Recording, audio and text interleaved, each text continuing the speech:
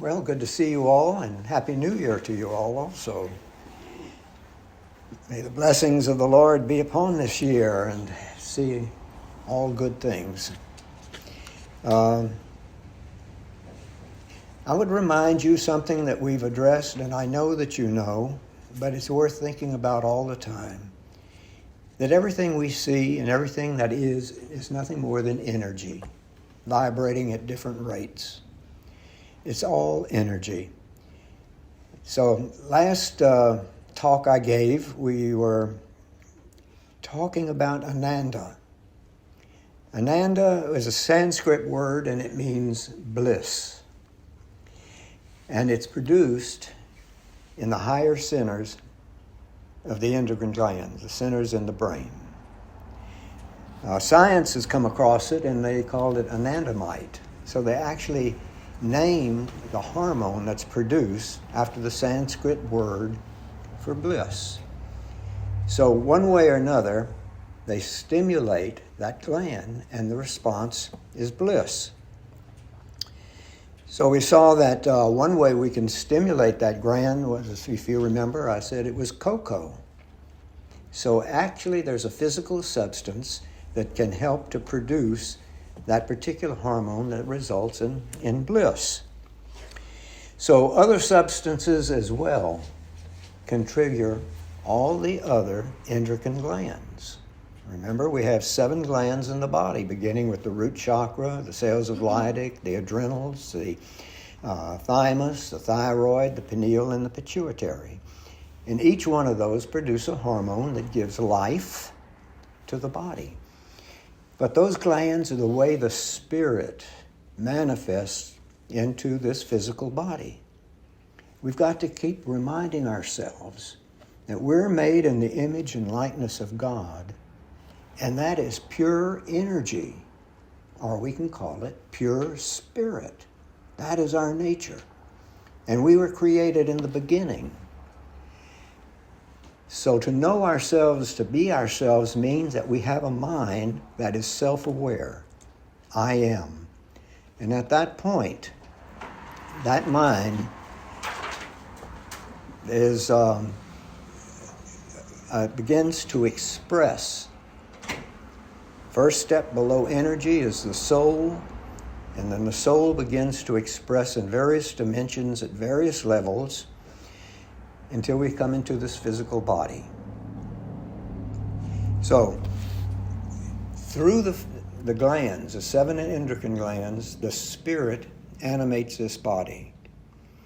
And when the glands are all operating in balance as they should, we have life, healthy life, physically and mentally. So all of this is cosmic energy expressing itself, but in a very narrow focus, a physical body. So our first search for enlightenment, the purpose of religion, the purpose of all churches, the teachings of all the masters throughout the ages, was to remind us who we are and begin to open that mind up to the mind of the Spirit, which is made in the image and likeness of God. So, ancient reports from all over the world tells us that those who could do this begin to open up that mind to some degree through life. You can do it in one lifetime if you want to go out into a desert or climb up into a mountain cave and isolate yourself. Go into the closet, as Jesus told Peter. How can I have that mind that is in you? Well, if you had the mind that was in Jesus, we would know Peter as Peter the Christ. Because Christ is not a name, it's a description. It's a state of consciousness, opening up that mind. So we can do it in one lifetime. But short of that, we can begin to do it in degrees. And each life is built upon the life before it. So when we reach into that higher mind, the ancients tell us its power, written throughout the ages in every place at every time, its power. It's so recorded in writing in Egypt, pictorial glyphs, in Sumeria, China. The best record we have of what happens when we begin to expand in that mind comes through India. The most written documentations for 5,000-6,000 years comes from India. Ancient Americans. We're talking about Native Americans in North America, not just Mexico and Peru, but our own Native Americans in this country have a long history of reaching into that mind. And then, of course, we have the history that we're familiar with, and that is the Old Testament, the New Testament from Judea. And what is the power that they're talking about? What is it that we can achieve one way or the other? Not all of it at once. Perhaps we'll have a particular tower in one area. But the more you open that mind, you begin to gather all of these things. What is it? Telepathy. To talk to each other mentally. Jesus demonstrated that with the Syrophoenician woman, if you remember, at the well. Talked about marriage, and he says, yes, you've been married many times.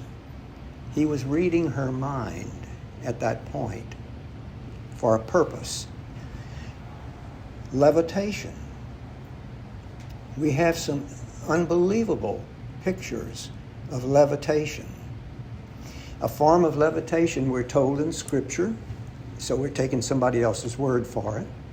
Jesus walked across the waters to the boat. When the fishermen were in the Sea of Galilee fishing and the storm came up, Jesus walked across and joined them.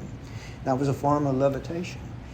But in this age, we've got pictures, moving pictures, by a priest, a monk in Italy called Padre Pio, who manifested not only the stigmata, but levitation, telepathy, and bilocation as well. Healing. That's one of the powers that come from expanding into that mind. Our own mind. Far-seeing. Remote viewing. Teleportation. Well, we have somebody's story. St. Luke, when he met the Ethiopian on the Jaffa Road. And the Ethiopian asked him, what's going on here? What is all this going on in the country? And so St. Luke talked to him about the message of Jesus of Nazareth. And when he finished, the Bible says, suddenly he was in Jerusalem. So we don't know that he teleported, but we do know that, again, in modern history, we have St. Teresa of Avalon. Now, this was a recluse nun in a convent in Spain, and they were hearing all the stories from the conquistadors and the explorers coming to the Americas, and that the Native Americans, and she was so excited, she wanted to bring the message of the Christ to the Native Americans. She teleported to Mexico, and she visited the villages, and she talked to the people. And the conquistadors were stunned as they moved north. They came to these villages, and the people were meeting him with crosses and asking him to be baptized. And they said, well, how do you know? And they said, well, it was the lady in blue. Well, of course, the conquistadors thought it was the mother of Jesus. But when they began to go back to Spain, and they found here was Teresa telling them all about Mexico that she couldn't have no knowledge of because she wasn't there, they put two and two together, so it's a matter of record in the Spanish archives that these natives, St. Teresa, actually teleported to northern Mexico and was converting the people. So that was a case that's documented of teleportation. Padre Pio had a number of experiences. There's records of him being in Brazil, but he never left Italy. Records of him saving a pilot, helping him get out of his plane as the plane was crashing during World War II. But he wasn't in the plane, but the pilot swears he was physically in the plane and helped him open the canopy and get out. That is what we call teleportation. And then there's psychometry, to be able to pick up an object and tell everything that's been imprinted where that object has been. And we've had several mystics that I happened to meet one in the Netherlands who was a famous, he helped the police departments find missing persons, and he was particularly sensitive to children. And all he needed was for the family to present a picture of the child, and he could tell whether the child was alive or dead, or where the child would be located, just simply by the picture. Psychometry. So in all the countries through the world, we've had these powers demonstrated for opening up the greater mind. It didn't matter what country they are, but we all had the same tendency. Says, oh, but that's Jesus of Nazareth. That's Siddhartha Gautama. That's this saint or that saint. I can't possibly do that. But their message is every one of us can do that. We can open up that mind. The gateway to our higher mind is through the chakras, the 7 centers. And it works both ways. It's a doorway. And not only is the spirit manifesting into the physical body, very physically and very limited, but these can also be the doorway to where our mind can expand into the higher mind. So the gateway between it, let's talk about it. One of the most powerful things that we can use to stimulate an open mind, various disciplines such as meditation, prayer, retreats, diet, abstinence, can all help us focus on a particular purpose, which be for a spiritual purpose or cosmic consciousness. One of the most powerful instruments that we can use to open that mind is olfactory, the nose. That can stimulate all the glands one way or another. So we're going to talk about some specific ways of doing that.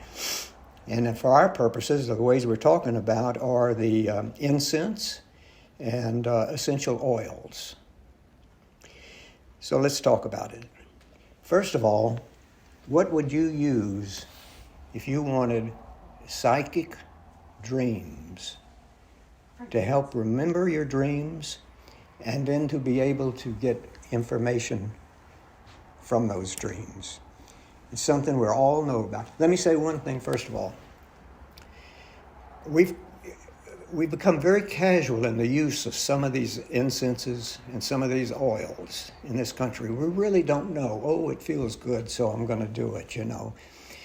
What we're talking about is what the ancients knew, is you're very specific and you're using these oils for a specific purpose, and you don't overindulge them. You don't necessarily do it every hour or every day. So when you want psychic dreams and open that part of your mind, one of the most powerful things you can use is lavender. We're all familiar with lavender, right? Lavender comforts, relaxes, it sedates, lulls you into comfortness, and it purifies. Talking about psychic dreams, primarily the 2 upper centers of the mind. Another one we can use is chamomile. The Egyptians spoke about this quite frequently. The priests in Egypt used it for balancing, calming. It boosts the immune system. Also, it's slightly hypnotic. So it can stimulate lucid dreams as well. Another one would be lemongrass. And again, this is not just to make the room smell better. So if we were here at a church doing service that is supposed to move us into that upper spiritual mind, perhaps we would have a lavender scent, and specific. Don't make it common. The ancients knew that they had a specific purpose, which was to open the greater mind by stimulating the particular chakra, endocrine gland, that would bring about the lucid dreaming, for example. So, anybody have any question about psychic? Well, you gave us a recipe to open that, help open that gland. The first one you talked about. The lavender? No, it was the cocoa. Oh, the Ananda? Something else. Ananda that I talked about earlier? Ananda. Yeah. That opens either the pituitary, which gives balance to the body, and also the pineal is stimulated by it, which brings bliss.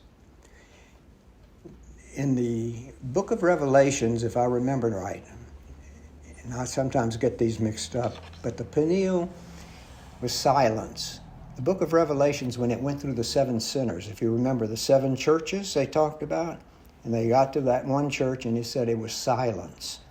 When you're in that silence, you're in a state of bliss. So here we come with meditation. All of us should be spending a couple of minutes a day, 15 minutes to 20 minutes a day, just getting away from it all and getting quiet. Eucalyptus is a stimulant for that, to help in the meditation. It balances, it clears, stimulates, and it revitalizes the whole nervous system. Eucalyptus. And then we're all familiar with myrrh. It's mentioned in the scriptures, it's mentioned in all the scriptures around the world. It's a healer, it helps to purify, uplifts the spirit. It's mentioned in the Rig Veda, and it's written in the Quran. And it was the gift of the Magi, one of the gifts of the Magi to Mary and Joseph at the birth of Jesus. The Egyptians used myrrh every day in their worship of the sun. So again, they didn't actually worship the physical sun. The sun was a symbolity of the greater power. And so they used the myrrh to stimulate that. Now, there are other things that mentioned with scientific names, but I'm talking about things that is very common for us to put our hands on and get. Another one would be nutmeg. Now, that's very interesting because in very large amounts, nutmeg is a hallucinogenic. So we use it sparingly in our cooking, perhaps, but if you were specific for meditation, you would use it a little more concentrated. So would you make a tea with it?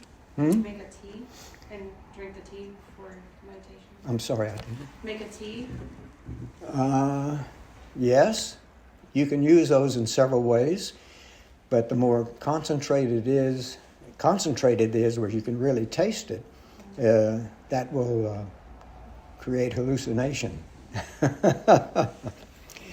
It excites the motor cortex of the brain, which is up there with the pineal and the pituitary. From that, nutmeg, you can get clairvoyance. The ability with the mind to see what's going on someplace else.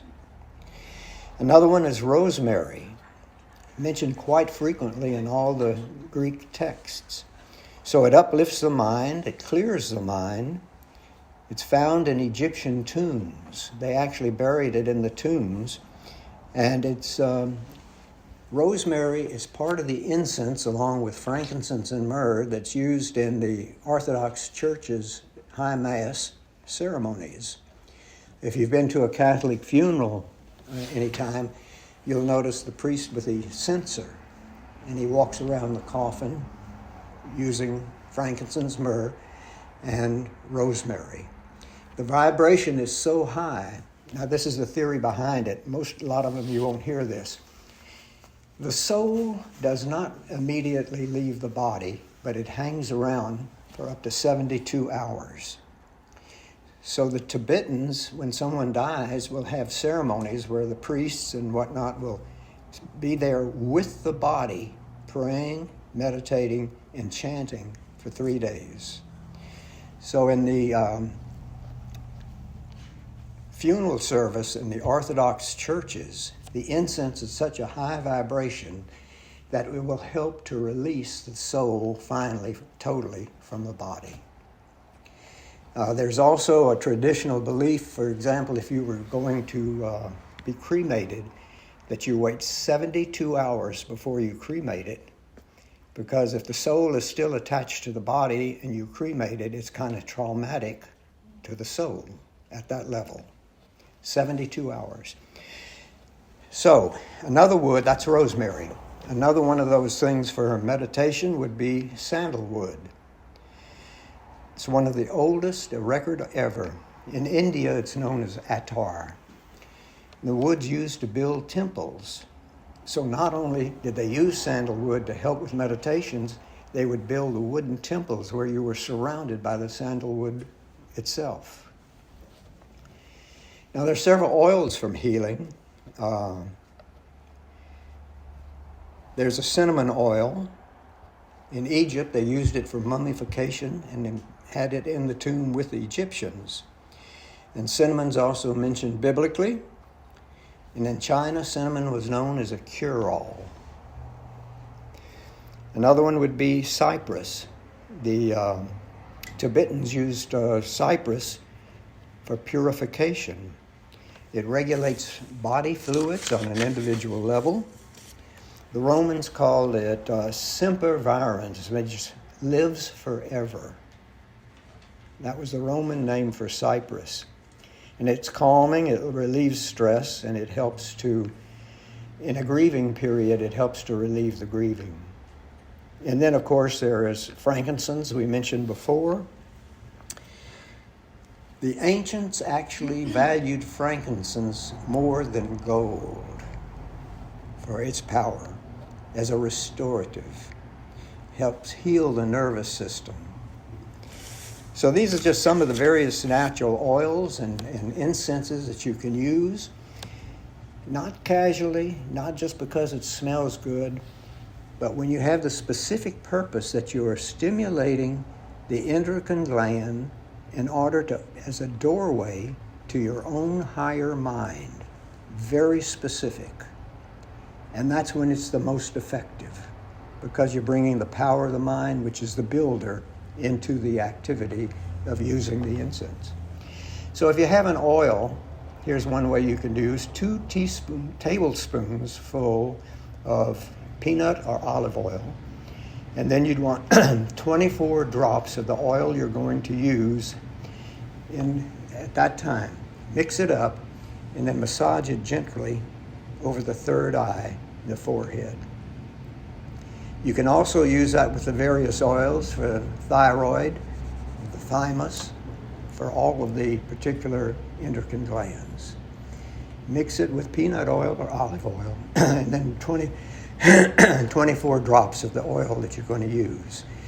But this is the most powerful, because opening up these centers really opens up to the higher mind. So I hope that given you some ideas that you can use in your life, in your home, in your business, and here in the church. Begin to, with full knowledge of what the incense are doing, opening up the endocrine glands to your higher mind, specifically to get into that high state of consciousness. The consciousness that we had in the beginning when we walked and talked with God. It doesn't take us out of this world, but it makes life that much richer. You're bringing your whole self and your whole talents and abilities into it. So that's my talk for the day. Does anybody have any questions or comments that you'd like to make? Where is there a reference guide to remind us of what the different oils do?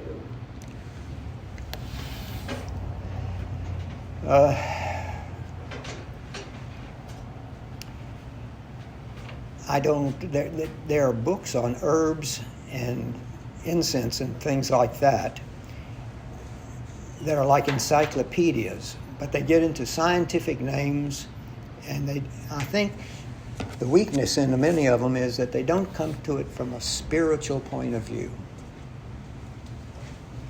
So there was a book, you may find it on Amazon, it's called The Scented Veil, and I don't know who the author is. Now, I know that it's no longer in publication. It's been an old book. I've had this book for about 25, 30 years. So Bear doesn't sell it? No. I don't know if Amazon, I hadn't looked on Amazon. I don't know if they have it or not. For some reason, I cannot get on Amazon. Oh, I don't